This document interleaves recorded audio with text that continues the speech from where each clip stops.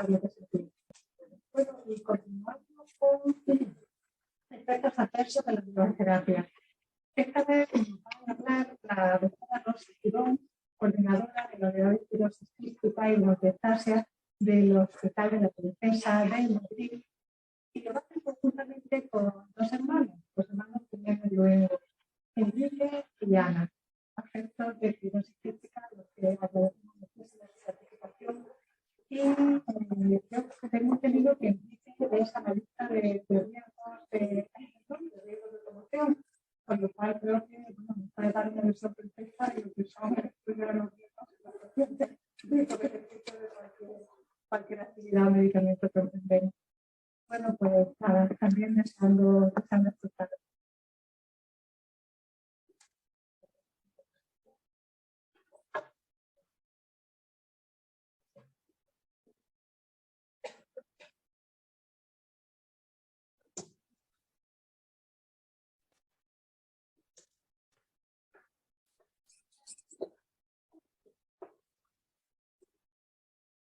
Bueno, buenas tardes a todos. Agradecer a la Sociedad Científica, a Óscar, a Estela, agradecer a la Federación, a Juan y a todos los asistentes por estar aquí un viernes por la tarde. En primer lugar, comentar que realmente la fibrosis quística, pues aunque es una enfermedad monogénica, realmente la expresividad clínica de la enfermedad es muy heterogénea. No solamente va a determinado por si el paciente tiene una mutación grave donde la proteína CPR sea ausente o funcione, o tenga una mutación más leve donde la funcionalidad de la proteína sea inferior, sino asimismo vamos a tener que van a influir otra serie de genes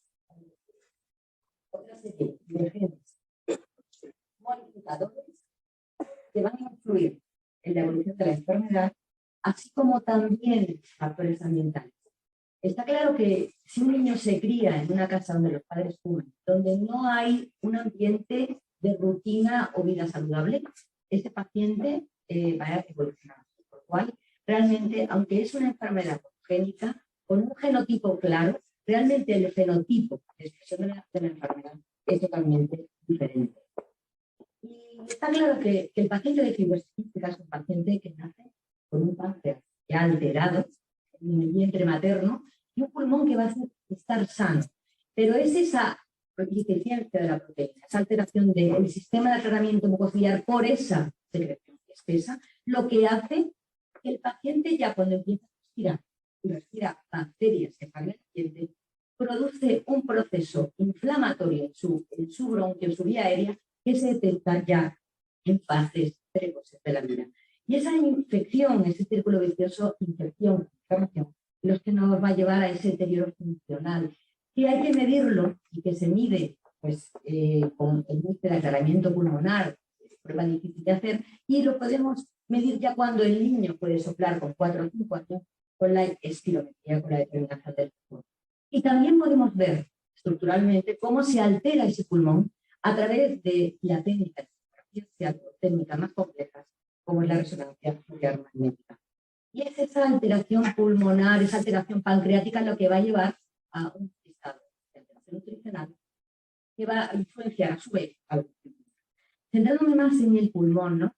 Porque realmente la enfermedad quística es una enfermedad progresiva, donde vemos que el pulmón es la principal causa de afectación y luego la cuestión de la enfermedad. Entonces, la diaria del paciente es normal cuando nace y es esa alteración de este sistema de aclaramiento mucociliar, ese círculo vicioso de infección e inflamación, lo que va produciendo una alteración de los periféricos, originando ya atrapamiento aéreo, o sea, el paciente coge aire, pero ya hay aire que se queda que no sale del pulmón.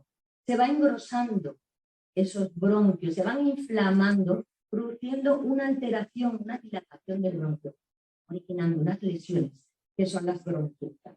Bronquietas es dilatación de los bronquios. Que las bronquietas al principio son cilíndricas, pequeñas, pero a medida que la enfermedad progresa, van siendo más varicosas, quísticas, a su vez va acompañado a veces puede acompañarse de colapso en el pulmón. Por lo cual, realmente hay un momento, de ventana terapéutica donde los daños son irreversibles, ¿no? No es lo mismo dar una terapia de la que estamos hablando en fases iniciales, en fases precoces, llegado ya a un punto donde ya tenemos ciertas alteraciones, ciertas deformaciones de lesiones que son totalmente irreversibles. Y está claro, como ha comentado Esther, bueno, que nosotros con la terapia sintomática, con un buen estado nutricional, las enzimas pancreáticas, las técnicas de aclaramiento mucociliar, las sustancias que te ayudan a mejorar el aclaramiento, los antibióticos para tratar esa infección bronquial crónica, hemos mejorado mucho la supervivencia de los pacientes. Pero ahora estamos viendo una nueva terapia, la era de la terapia correctora de la proteína CTR. Y probablemente, como dice Esther, esperemos no muy tarde, de aquellos pacientes, ese 25-30% que no tiene tratamiento hoy día, con todo lo que se está avanzando, podamos darle a cada uno de nuestros pacientes esa terapia personalizada. Y está claro que toda esta terapia sintomática ha ido mejorando la supervivencia de nuestros pacientes. Aquí estamos en la era de la terapia modular, pero queda mucho para avanzar, para mejorar a aquellos pacientes que no tienen ahora mismo tratamiento. Y sabemos que la terapia moduladora pues, actúa en el problema, ¿no? Porque el problema, especialmente del pulmón, es esta alteración del sistema de aclaramiento mucociliar, donde se van a quedar las bacterias pegadas, donde no se va a poder eliminar como una persona normal esas bacterias, deglutirlas. Y para ello, gracias a estos tratamientos, las terapias moduladoras, de las que, como se ha comentado, tenemos los correctores CPTR, en el que ahora mismo el Kaftrio tiene dos correctores, el Zetacaptor y el Hexacaptor, y consiguen, a través de ese retículo ribosoma, retículo endoplásmico, aparato de Golgi, conseguir la expresión de esa proteína. Y gracias al potenciador, la Captor consigue el funcionamiento de esta proteína. Y yo, con mi equipo multidisciplinar, llevamos más de 25 años luchando con esta enfermedad multisistémica, luchando para evitar el deterioro nutricional de nuestros pacientes, luchando para que no se deteriore la función pulmonar, para que nuestros pacientes no tengan exacerbaciones, para que nuestros pacientes tengan una buena calidad de vida. Y como yo, muchos de los médicos que están aquí representados, muchos ya están jubilados y probablemente vivieron la peor parte de la fibrosis quística, pero fueron nuestros maestros, nos enseñaron cómo era la enfermedad.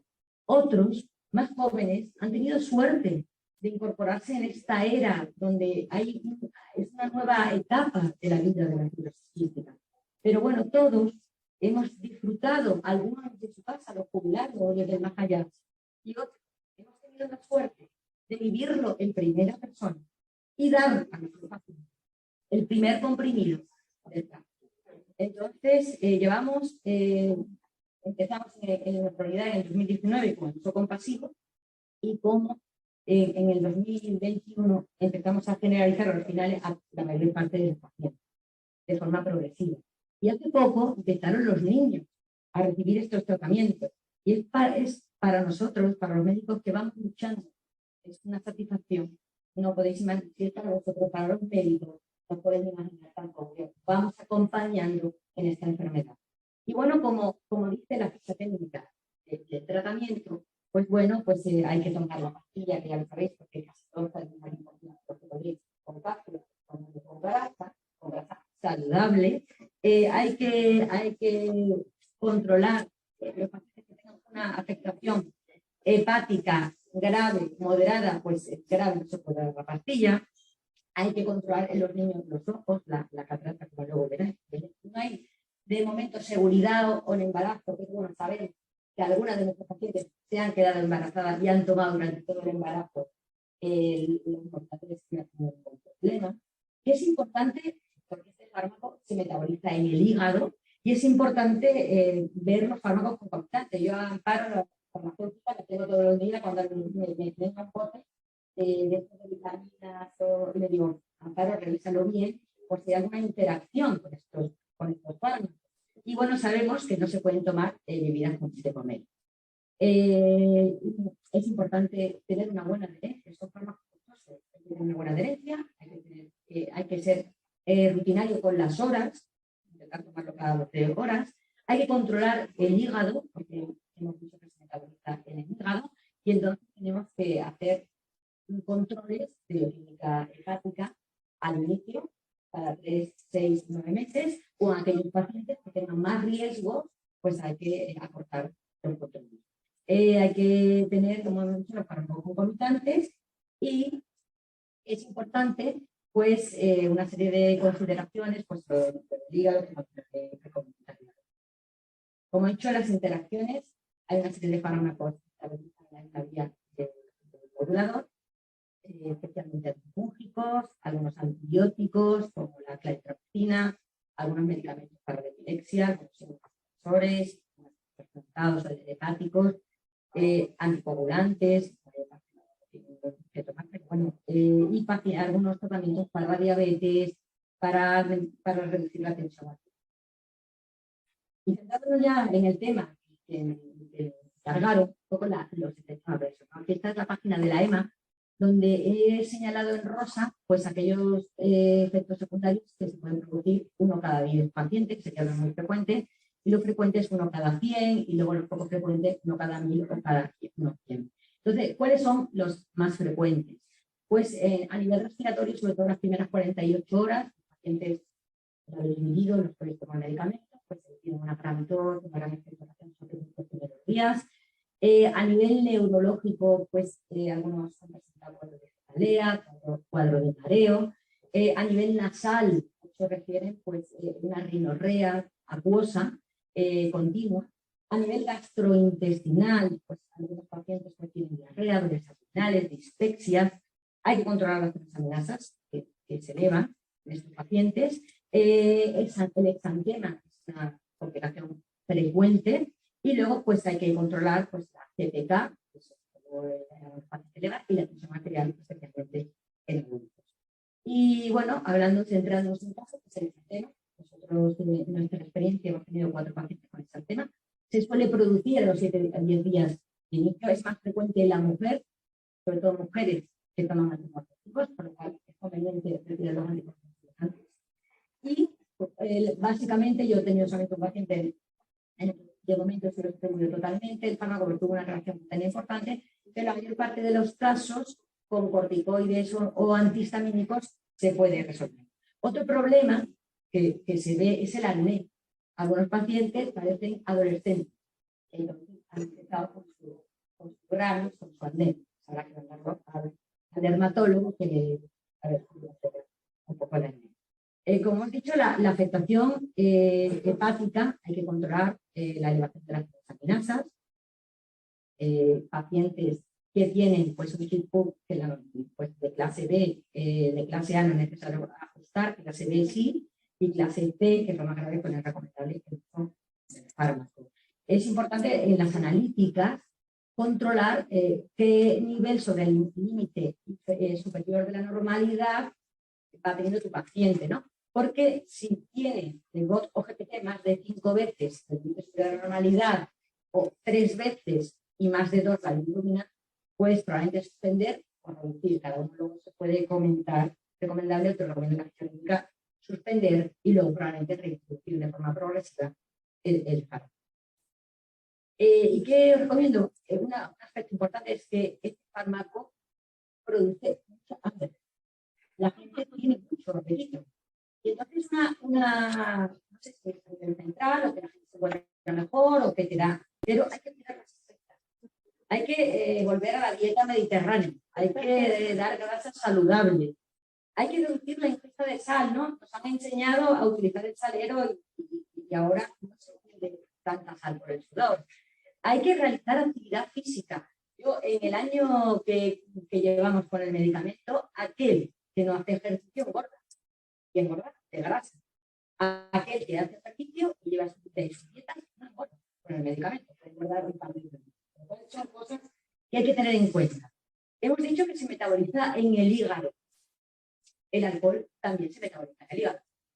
No es recomendable beber alcohol de forma muy, muy puntual. Otro problema, pero lo estamos viendo más en los adultos. El aumento de la tensión arterial, de controlar la tensión arterial. Y adultos que tienen que poner un medicamento para controlar la tensión arterial. No me ha pasado en niños, en gente adolescente o más jovencita.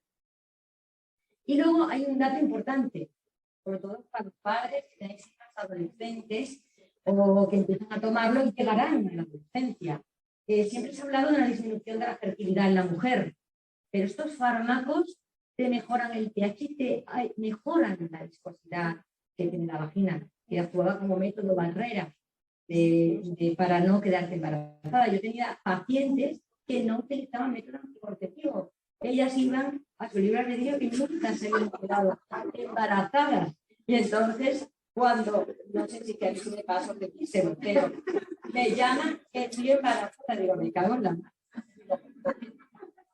Que te puedes quedar embarazada. O sea, que es importante para los que están empezando, para que tengan importante una media. Y esto, aunque son datos de 2019, ya había 300 embarazadas y ahora hay 600 en Estados Unidos. Yo empecé con una y ahora tengo 4 o 5. O sea, que otro aspecto importante, aunque no está tan claro que afecte, es las cataratas en los niños.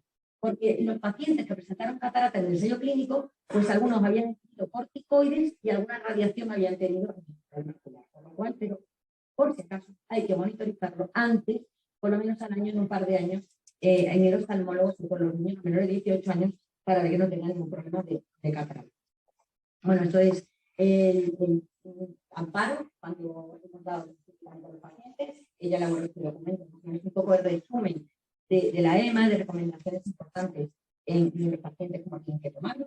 Nosotros hemos elaborado un amparo con estudiantes de farmacia que han mandado al Congreso Europeo de Farmacia Hospitalaria un cuestionario que elaboramos en 43 pacientes de cuáles eran los efectos adversos que manifestaban los pacientes que presentaron con el fármaco.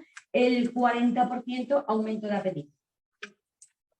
El 31% erupción cutánea, exantema, picor, el acné, 23% cefalea, 13% la secreción nasal, como el resfriado común, 10% molestias abdominales, epigastralgia, algunos diarrea, aumento de la tensión arterial dependiendo como 2 o 3, picazón de ojos, sí, que algunos que tuve que mandar al oftalmólogo, tengo una sequedad en el ojo, pérdida de memoria, insomnio, dolor muscular, retención de líquidos, y bueno, los pacientes tuvieron alteración de las transaminasas, que podemos retirar y luego introducir de forma progresiva la pastilla. Bueno, y ya volvemos a los auténticos protagonistas que son Enrique y Ana.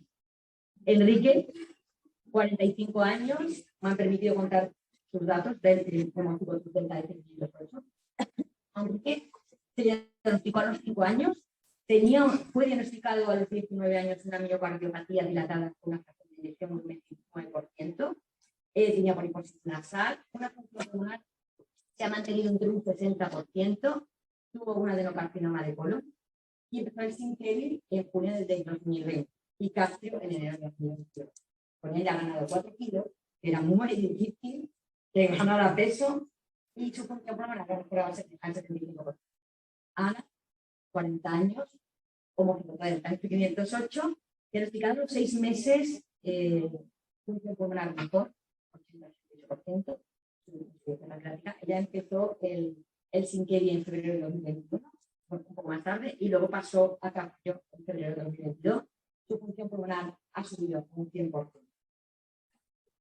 Enrique y Ana se han criado en una casa donde han valorado mucho la vida saludable, fomentar el ejercicio físico, una vida bueno, sin humor, en estos pacientes. Y se han criado así.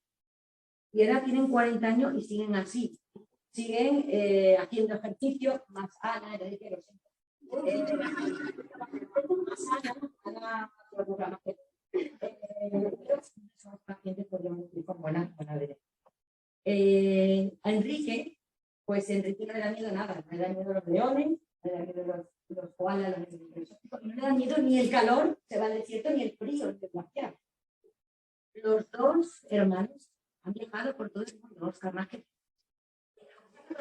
Han estado en Japón, han estado en San Francisco, han estado en Kenia. La filosofía no les ha limitado de nada.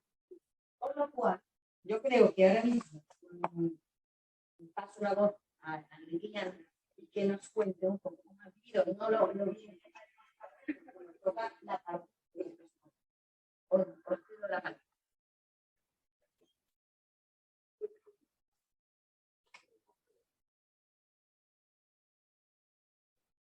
¿Se oye? Sí, sí, me va.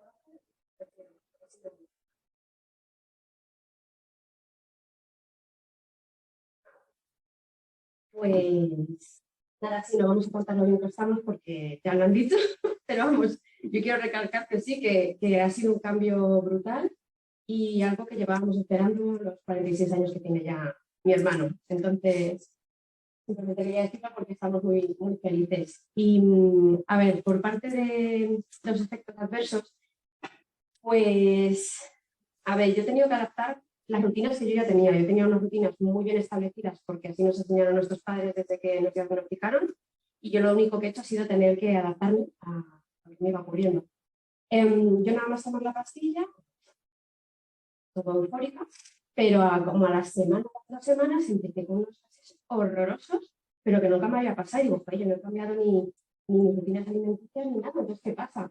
Y iban pasando las semanas y es que eso era horroroso, sobre todo por las noches, y no podía dormir, con la consecuencia de luego no haber descansado, ir al trabajo sin poder concentrarse una, irascible y de todo, ¿no?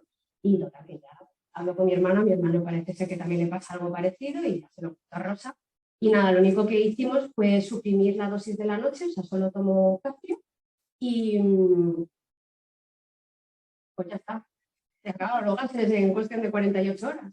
Entonces, y todo lo de positivo seguía. O sea, yo seguía sin echar ni un moco, que es que sufro tinta de sangre cada vez que tengo que echarme puto para ir a la revisión, porque es que es imposible, no hay. Y dije, fue qué bien, porque mi miedo al dejar el calideco por la noche era ese. Digo, ¿y volveré a tener los mismos mocos que antes? Pues no, han desaparecido. Entonces, bueno, los gases desaparecieron. Como yo pensaba que el insomnio que yo tenía a veces era por no poder dormir bien por los gases, pero por lo visto la pastilla también da esos episodios. Yo lo que he hecho ha sido adaptarme a unas rutinas de sueño, es decir, pues ceno muchísimo antes o ceno muy, muy poco. Lo típico que ahora, hoy hemos estado por que deberíamos de hacerlo. Pues eso, ceno poco, ceno muy pronto, me voy a dormir también muy pronto para descansar bien, justo cuando empiezo a tener sueño, nada, de ver la tele, me leo un libro, pues lo típico, ¿no? Pues funciona. Y entonces la verdad es que duermo bastante mejor y de tirón como hacía antes. Luego, ¿qué otra cosa? Bueno, sí, el tema de coger kilos. A ver, el apetito. Yo pensaba que era yo, pero ahora al saber esto del 40% le voy a echar la culpa a la pastilla. Ahora ya me digan, ¿te que has engordado en una pastilla? No, sí, yo solo noté también como que a los 3 meses estaba como, ¿pero qué pasa? Si yo no he cambiado mis hábitos, claro, es que los tenía que cambiar, tenía que reducir las ingestas. O sea, yo continúo con yo tengo unos hábitos alimenticios muy saludables, pero es verdad que las ingestas pues las tengo que disminuir, ya no puedo comerme 2 filetes de pollo, me como uno. Y todo eso sí, ¿no? Una dieta menos calórica, una dieta con menos grasas y para un poco ir manteniéndome en mi peso y el deporte. Eso también, o sea, eso siempre he hecho deporte, ahí la fiesta está, que me ha apuntado siempre a todo, pero claro, ahora lo hago ya también con esa conciencia, con la conciencia de yo lo hago por sentirme bien, ya no, vale, tengo una gana perfectamente normal, no tengo un poco, me siento increíble, pero aún así el deporte es que es fundamental, lo hacen también los que no tienen la fibrosis quística y te sientes fenomenal, ¿no? Entonces hay que seguir haciéndolo y adaptarlo. Yo lo que he hecho ha sido adaptarlo según lo que yo necesito ahora mismo, que es mantenerme y mantener el peso. Entonces, también por un estudio en el que estuvimos algunos en la Universidad Europea de aquí de Madrid, pues para parecer nos viene mucho mejor los ejercicios de fuerza. Bueno, pues yo lo he adaptado. Ahora estoy en un gimnasio en el que damos clases colectivas con un entrenador personal que te va un poco adaptando los ejercicios y tal, y es que es lo mejor que he hecho, o sea, lo mejor que podía hacer. Y mi yoga, que eso sí que no lo he hecho, llevo 20 años y me viene bien para. Entonces, yo más que nada es eso, es ver qué te va pasando e ir un poco adaptando esas rutinas que ya tenemos bien arraigadas, pero sin más, es parte del trabajo.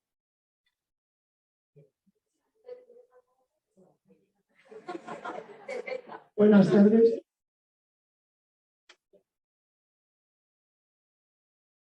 Bueno, yo me voy a enrollar un poco más. Bueno, simplemente quería participar con todos vosotros para uno de los efectos secundarios que he tenido con el medicamento. En mi caso, pues, comprimidos por la y un comprimido de cálculo. con motivo de la primera revisión del mes, pues la analítica en sangre, pues, lo que tenían las transaminasas altas, se habían disparado, con lo cual la doctora Rosa Girón indicó que había que ajustar la medicación y se decidió en un primer momento a retirar el calíbrico de por las noches. Bueno, pues al cabo de 2 o 3 meses, pues, la analítica era absolutamente normal. Yo por mi parte sí que intenté modificar mi alimentación, porque yo abusaba bastante de las grasas, sobre todo derivados del cerdo, charcutería, y además cenaba y con la nueva pastilla cenaba. Y bueno, pues, básicamente quitarle lo que es más charcutería, más grasa mala, más de fruta, verduras, ensaladas, tibias, y bueno, pues todo lo logramos modificar, pues, automático y fue bastante rápido. Luego, los efectos secundarios también es el tema de quitar el aumento de la paciencia. Ya de por sí, yo soy una enfermedad cística que tomo 2 veces al día aerosoles, pues ya también metemos ahí al cuerpo, por lo cual era un poco habitual, pero sí soy yo incrementada. El tema de todos los temas adversos que hemos sentido, la conclusión, y vamos, estoy súper contento y divertido de haber tenido la oportunidad de llegar a todo este medicamento.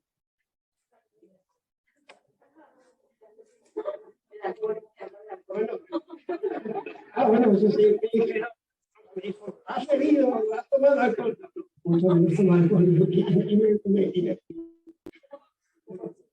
no, evidentemente el alcohol para la pues debe estar prohibido.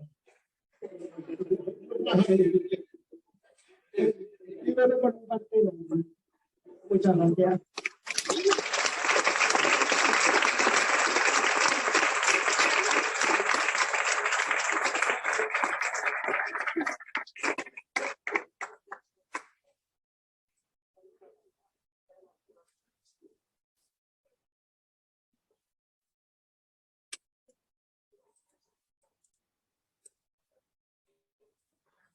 Nos ha quedado con muy poquito tiempo para preguntar, pero algunos sí que vamos a hacer. ¿Hay alguien en la sala? ¿Era Germán? Sí, aquí al fondo. Bueno, vamos a recoger la papeleta que también me llegan. Si alguien quiere hablar algo. Bueno, yo voy a agradecer a todos los ponentes que han estado fantásticos en el paso. De verdad que ha sido preciosa, tanto la sala científica como las experiencias vitales. Yo he disfrutado muchísimo y de verdad que siento un placer en poder escucharme, pero lo contéis de una manera más relajada y tranquila como ha sido este papel. Aquí teníamos una pregunta, por favor. Aquí va mi papel.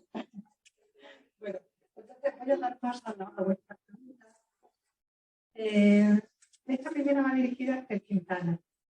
Y dice, en la terapia génica que introduce la ARN mensajero correcto, ¿cómo consigue atravesar la molécula de ARN mensajero correcto la capa de mucosidad densa que recubre el pulmón?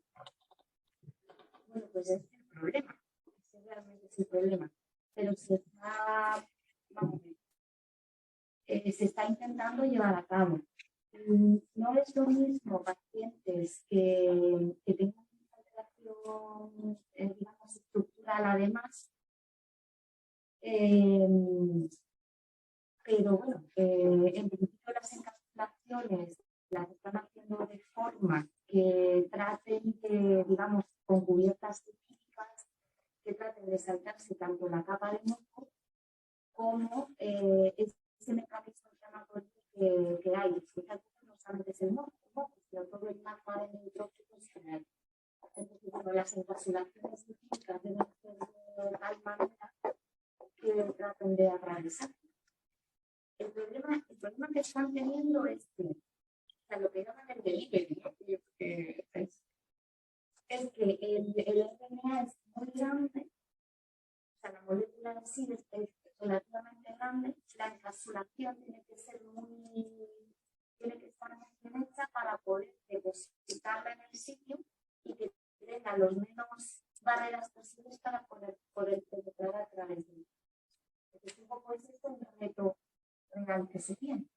Con los diseños de las distintas vehículos, pues se está intentando hacer y las dosis crecientes. Muchas veces, a lo mejor si tú das una cantidad de dosis más pequeña, no es suficiente, pero si vas incrementando las dosis sin tener efectos secundarios, lo que sea, pues a lo mejor sí que consigues llegar en la cantidad suficiente a donde quieres. Es un poco lo que se está tratando.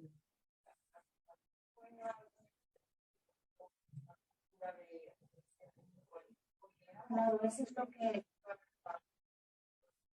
se está, digamos, tratando de hacer. Yo recuerdo, por ejemplo, porque hubo a nivel europeo, o sea, a nivel británico, el UK Team Consortium, que era Alton quien lo lideró. Durante 12 meses trataron de dar con una cubierta lipídica de EMIA, ¿vale? Entonces, el problema es que antes daban un político previo para tratar de, o sea, digamos que hacían como una serie para tratar de dejar la vía aérea, entre comillas, lo más indemne, lo más limpia posible, para después poner la nebulización que lo daban 3 veces por semana. Pero bueno, en ese sentido es un problema. Pero yo creo que a la larga, con las estructuras químicas y cambiando, de otro modo, pues lo conseguirán. Pero claro, darlo a nivel inhalado es el problema que tiene. Si nos saltáramos la barrera inhalada y fuéramos directamente a la sistémica, pues en ese sentido podríamos no solamente corregir a nivel pulmonar, sino también ir a nivel pulmonar. Por eso yo digo que, bueno, que otras de las líneas y estrategias de investigación que hay de tratar de hacer edición genética a través de vía sistémica, en principio da la sensación de que pueda tener a largo plazo mejores frutos, aunque vayamos más lentos, porque es más complicado. Igualmente, el ADN también es más grande y, bueno, a ver si con el terapia fecal en el mencionado, pues se puede mejorar. Muchas gracias, Esther. No quería interrumpirla, pero quería llamar a la mesa a los participantes. Rosa, Rocío, por favor, subir todo, Beatriz y Enrique Llana, que se me había escapado, aunque sea 5 minutos, pero así estamos todos. Aunque no sepamos, lo podemos ponerlo cerca. Otra pregunta que va dirigida a Rosa Quirón y a Beatriz Monzón son sobre efectos adversos. Se ha hablado de efectos adversos físicos. En mi comunidad autónoma han surgido varios casos de episodios de depresión, de ansiedad, a raíz de iniciar la ingesta de los nuevos tratamientos. ¿Esto se está valorando? Es la pregunta que nos hace. Dirigida a Rosa. Bueno, pues la verdad que, bueno, yo he tenido la suerte de trabajar con Carolina Barrio, que es una psicóloga, en la que dio una charla muy buena sobre, está estudiando estos efectos adversos en la psicomorbilidad del paciente, ¿no? Entonces, no sabemos muy bien si esa ansiedad pues, puede ser por el fármaco o por el cambio de vida que va a sufrir, que sufre el paciente, ¿no? Entonces, porque para el paciente, que es un paciente enfermo, cambia totalmente el paradigma. Un paciente que disminuía su expectativa de vida, sobre todo pacientes adultos, y ahora se ve que está mejor, que está prácticamente sintomático. Entonces, sí que es verdad que estamos valorándolo, porque no sabemos si es por el fármaco o por las consecuencias y la efectividad del fármaco. Pero sí, yo creo que es un aspecto muy importante que hay que valorar.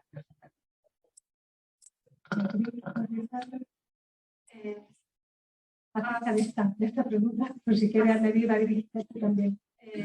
Además ha realizado la pregunta mientras movíamos las sillas, con lo cual entiendo que la pregunta se refiere a una explicación de estos síntomas. Con la medicación, dice la comunidad autónoma ha surgido varios casos de episodios de depresión, de ansiedad, a raíz de iniciar la ingesta de los nuevos tratamientos. Como eso está valorando a la doctora, seguramente habrá diferentes explicaciones para diferentes casos. Puede haber una parte de secundario del medicamento que habrá que poder identificar y que todavía estamos empezando a identificar esto, y habrá otras partes de esta sintomatología que tendrá que ver seguramente con la propia evolución del ser humano, ¿no? Y de la persona.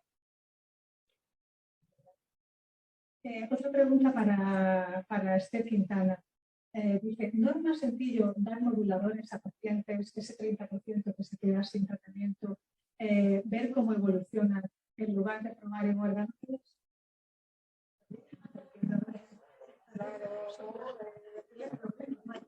Aquí me voy a poner como si fuera la administración de FDA y EMA. Vamos a ver. La FDA, que es la Agencia Reguladora de los Fármacos a nivel americano, es un poco distinta de lo que es distinta a la hora de las aprobaciones, distinta que la Agencia Europea de Medicamentos. La FDA sí que nos está aprobado muchísimos fármacos que se han demostrado in vitro, digamos, el modulador se ha probado in vitro con mutaciones en concreto más raras, y entonces han podido ampliar muchísimo pues, su espectro de pacientes en ese sentido. Sin embargo, la EMA eso no nos lo ha aceptado.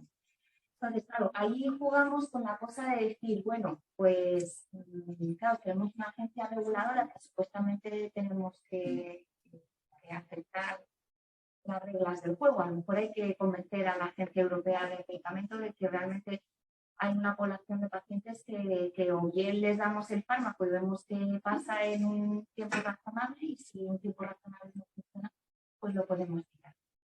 Realmente estos fármacos tenemos que tener en cuenta que están como corrigiendo la proteína PTR. Cuando no hay proteína, realmente no hay nada que corregir.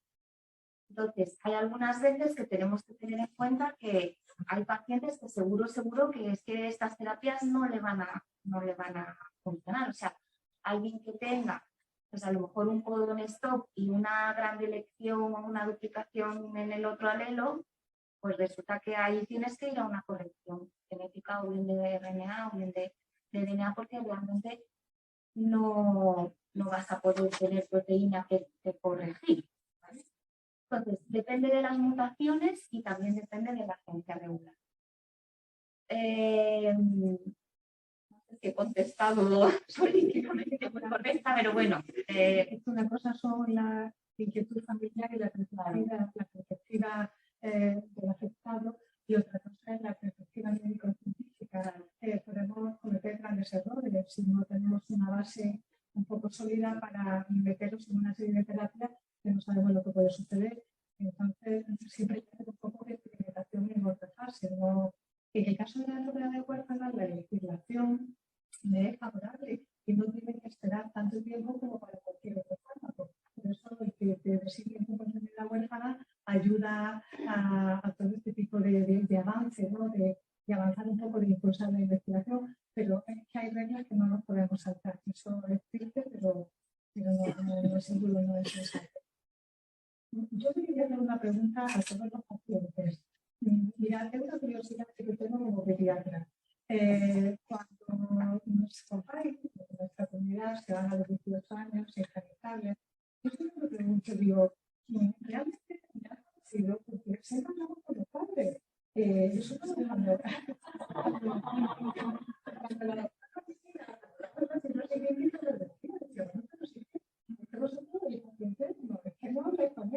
entonces, yo siempre creo esto, yo no sé si he tenido la auténtica relación también hubiera sido para hacer con justicia, porque realmente los padres absorben la dirección del pediatra. Entonces, yo me gustaría que me dijera cada uno si habéis tenido relación o si os parece, cómo podríamos mejorarla para que no fuéramos como cambios.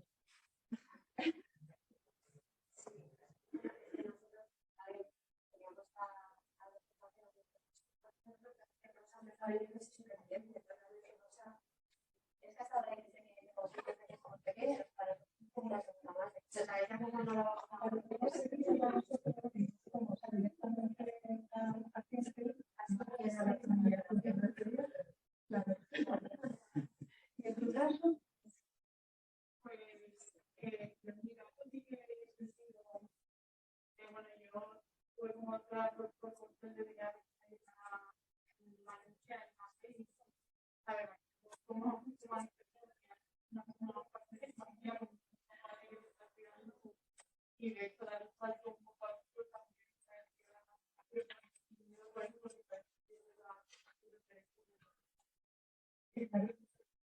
es que nuestra perspectiva es como si fueran nuestros hijos, como ahijados, pero la perspectiva se nos ve como un poco o como extraño porque no tenemos el tiempo necesario para, ¿no? Para esos efectos, emociones que salgan a la luz. En medio de ese ambiente tan inhóspito que es el hospital. Yo siempre digo que el hospital es inhóspito, no permite otro tipo de relación que no sea terapia, tratamiento y todo eso. Bueno, pues yo agradezco haberlo oído, ya siempre me pregunto a mí mismo por decirme algo. Y ahora estamos animando a los padres para que cuando ya son un poquito de Parkinson, pero solo que nos cuenten, que hablen un poco. Y nos ha sido efecto no de los padres, sino que bueno, siempre íbamos orientados a la familia, ¿no? A los padres que bueno, son las 5:10. Yo creo que si no hay más preguntas en la sala, vamos a dar por terminada la mesa. Yo agradezco profundamente a todos el esfuerzo y la presentación.